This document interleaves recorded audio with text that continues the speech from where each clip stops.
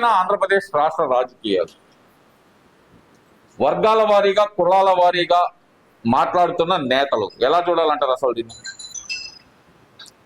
ఇవాళ మనం ఎక్కడికి వెళ్తున్నామో అనేది ప్రతిపక్షంలో ఉన్నటువంటి వైఎస్ఆర్సీపీ గొడ్డలి పార్టీకి అర్థం కానటువంటి పరిస్థితి.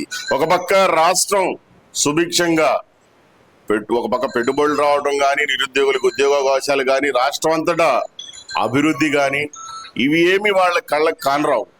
కేవలం వాళ్ళ నీచ రాజకీయాలతో లబ్ధి పొందేందుకు చేసేటువంటి కుట్రల్లో భాగంగానే ఇప్పుడు మీరు చెప్పినట్టు విధంగా వాతావరణం వాళ్ళు సృష్టిస్తున్నారనేది 100% నిజం. మరోపక్క రాష్ట్రంలో ఇవాళ చూస్తే మనం చాలా చక్కగా 2 సంవత్సరాలు కూటమి ప్రభుత్వం వచ్చి పూర్తయింది. ఈ కూటమి ప్రభుత్వంలో దాదాపు ఒక 10 సంవత్సరాలకు సరిపడా అభివృద్ధి సంక్షేమం ఈ 2 సంవత్సరాల్లో అందించినటువంటి ఘనత కూటమి ప్రభుత్వానికి. ఇవన్నీ సైడ్ ట్రాక్ పట్టియడానికి వాళ్ళు ఎప్పుడు చేసేటువంటి నీచపు కుట్రల ద్వారానే కులాల్ని మతాలని తెరపైకి తీసుకొచ్చి ఉన్నటువంటి ప్రభుత్వాన్ని ఏమీ ప్రశ్నించే ధైర్యం లేక కుల రాజకీయాలు చేయటమే తప్ప వాళ్ళు ఇంకా ఏం చేసే పరిస్థితుల్లో లేరు అనే విషయాన్ని రాష్ట్ర ప్రజలందరూ కూడా గమనిస్తున్నారని చెప్పేసి ఈ సందర్భంగా చెప్తా ఉన్నా. అంటే ఇక్కడ ఒక పవన్ కళ్యాణ్ గారేమో నేరస్తుడికి కులం ఏంటి అంటారు, మరి వైసీపీ నాయకులందరూ ఏమో అతను కాపు కులస్తుడు అంటూ మాట్లాడుతున్నారు. ఎలా చూడాలంటారు ఈ 2 విభిన్న వాదనలు? ఒక్కటేనండి, ఇవాళ కులాల గురించి ప్రస్తావన తీసుకొచ్చేవాడు ఎవడు అనేది మనమే ఆలోచించాలి. మరోపక్క ఏదైతే ఉప ముఖ్యమంత్రి వర్యులు పవన్ కళ్యాణ్ గారు చెప్పినటువంటి మాట 100% నిజం.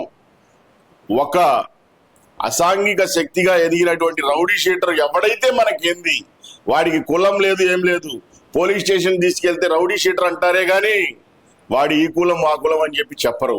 న్యాయస్థానాలు కూడా వీడు రౌడీ షీటర్ నేరం చేశాడనే విషయాన్నే ప్రస్తావిస్తారు కానీ పలానా కులం అని చెప్పి చెప్పరు. ఇవాళ ముందు నుంచి మనం చూస్తా వస్తున్నాం, గొడ్డలి పార్టీ యొక్క సిద్ధాంతం ప్రాంతాల్ని చీల్చడం, కుల మతాల్ని చీల్చడం, వాళ్ళ రాజకీయ లబ్ధి పొందడం మనం మొదటి నుంచి చూస్తున్నటువంటి విషయం. ఇది కొత్తదేం కాదు, దీన్ని అలాగే చూడాలి. పవన్ కళ్యాణ్ గారు చెప్పినట్టుగా తప్పు చేసిన వాడికి కులం ఏంటి, వాడు కమ్మ కాపు రెడ్డి ఎవడైతే ఏంటి, ఎవడైనా చట్టం ముందు సమానమే. ఎవడైనా నేరస్తుడిగానే చూడాలి. వాళ్ళని కులాలు ఆపాదించి వాళ్ళు చేసేటువంటి దుష్ప్రచారాలు ఏందయ్యా అంటే ముఖ్యంగా కూటమి ప్రభుత్వాన్ని ఎంట్రీకి కూడా పీకలేక ఈ విధమైనటువంటి కుట్రలతో వాళ్ళు ముందుకెళ్తున్నారనేది ఇవాళ స్పష్టంగా కానొస్తుందని చెప్పేసి సందర్భంగా చెప్తా ఉన్నా. కాపు ద్రోహి పవన్ కళ్యాణ్ కాపులకి ఇలాంటి సంఘటనలు జరుగుతున్నా సరే, కాపుల మీద దాడులు జరుగుతున్నా సరే ప్రశ్నించలేని పరిస్థితిలో ఉన్నాడు. ఏదైతే పవన్ కళ్యాణ్ అంటూ వైసీపీ నాయకులు చేస్తున్న ఆరోపణలు, ముఖ్యంగా అంబటి రాంబాబు గారు చేస్తున్న వ్యాఖ్యలు ఇవి, మరి వాటిని ఏం చేస్తారంటారు? మరి గౌరవ ఉప ముఖ్యమంత్రి పవన్ కళ్యాణ్ గారు ఏ ఒక్క కులానికే పరిమితమైనటువంటి వ్యక్తి కాదు.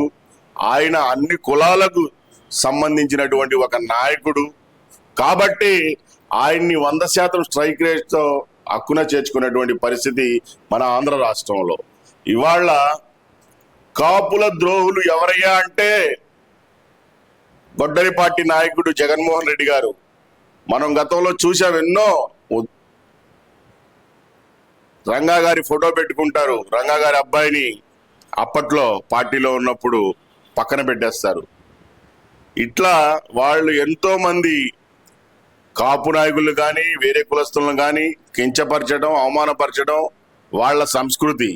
ఇవాళ రాజకీయ పార్టీగా ఉన్నటువంటి వైఎస్ఆర్సీపీ పార్టీ కులాల కుంపటి నెత్తిన పెట్టుకుని తిరిగేటువంటి దుస్థితికి దిగజారిందంటే వాళ్ళ యొక్క రాజకీయ భవిష్యత్తు ఏ విధంగా ఉందో మనమే బేరీజు చేసుకోవాలి.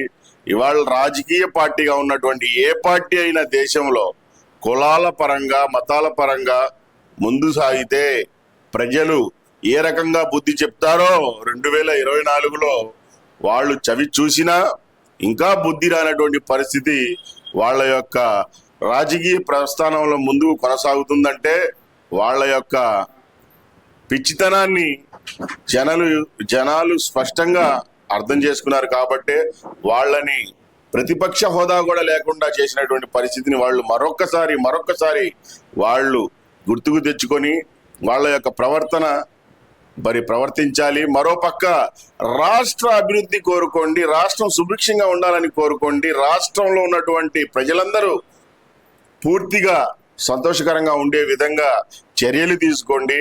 ఏవైనా ప్రభుత్వం తప్పు ఏమైనా జరిగితే తప్పులని చిన్న సహజం, అలాంటి తప్పులపై పోరాడండి.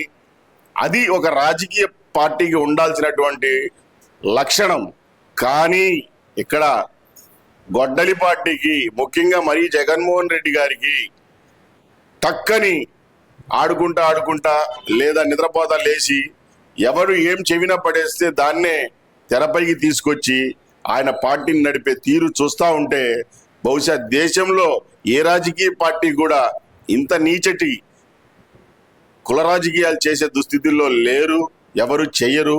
అది ఒక్క మరి గొడ్డల పార్టీ అధ్యక్షుడు జగన్మోహన్ రెడ్డి గారికే చెందుతుందని చెప్పేసి మరొక్కసారి కెమెరా ముందు కరాఖండిగా చెప్తున్నానని చెప్పేసి సందర్భంగా చెప్తా ఉన్నా. మరి గతంలో జరిగిన సంఘటనల గురించి ఏ రోజు నోరు మీద కొన్ని జగన్మోహన్ రెడ్డి గారు అంటే నందం సుబ్బయ్య గాని, లేదంటే కనుక తోట చంద్రయ్య గాని, అమర్నాథ్ గౌడ్ గాని ఇలాంటి విషయాల్లో నోరు తెరిచి మాట్లాడిన జగన్మోహన్ రెడ్డి గారు ఈ రోజు విజయవాడ అతను కనిపించకుండా పోయిన వ్యక్తి ఇంటికి వచ్చి ఏదో అమాయకుడు చిన్నతనంలో చేశాడు, ఒకటో రెండో తప్పులు చేసి ఉంటాడు, తప్పేముంది దాంట్లో అంటూ ఆయన సమర్థించడం ఎలా చూడాలంటారు? జగన్మోహన్ రెడ్డి గారి తీరు, నేను చేసేది సంసారం, ఎదుటి పార్టీలు చేసేది వ్యభిచారం అనే రీతిలోనే ఆయన వ్యవహరిస్తారు. కానీ నిజానికి 100% ఆయన చేసేదే రాజకీయ వ్యభిచారం అని చెప్పేసి భావించాలి. ఇవాళ గతంలో దయాదాక్షిణాలు లేకుండా కర్నూలులో ఒక కుటుంబాన్ని పొట్టన పెట్టుకున్నటువంటి ఘనత అబ్దుల్ సలాం గారి కుటుంబాన్ని, యావత్తు కుటుంబాన్ని ఆయింది. మరోపక్క నందం సుబ్బయ్య గారి గొంతు కోసినటువంటి పరిస్థితి ఆయింది.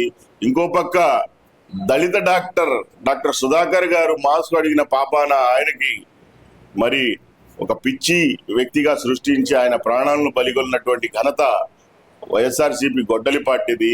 మరోపక్క డ్రైవర్ సుబ్రహ్మణ్యాన్ని చంపి డోర్ డెలివరీ చేసినటువంటి ఘనత కూడా ఆ పార్టీకి చెందినటువంటి ఎమ్మెల్సీ అనంతబాబుది. ఇలా మనం చూసుకుంటా పోతే చాలా చెప్పవచ్చు. మరోపక్క ఏ ఒక్క ప్రజానాయకుడు కూడా, అప్పట్లో ఉన్నటువంటి ప్రజానాయకుడుగా వ్యవహరించినటువంటి తీరు ఎక్కడా మచ్చుకు కూడా కానరానటువంటి పరిస్థితి. కెమెరా ముందుకు వస్తే బూతులు, కెమెరా వెనకెళ్తే ఫ్యాన్ తిప్పడాలు, ఇది వాళ్ళ యొక్క రాజకీయ ప్రస్థానం. ఇట్లా వాళ్ళ యొక్క తీరు మనందరికీ తెలిసిన విషయమే. ఇవాళ ఏ ఒక్క ఆంధ్ర రాష్ట్ర పౌరుడు కూడా వాళ్ళ మాయలో మళ్ళా పడే పరిస్థితుల్లో లేరు అనే విషయాన్ని వాళ్ళు గ్రహించాలి. ప్రజలైతే గ్రహించారు అనేది ఖచ్చితంగా.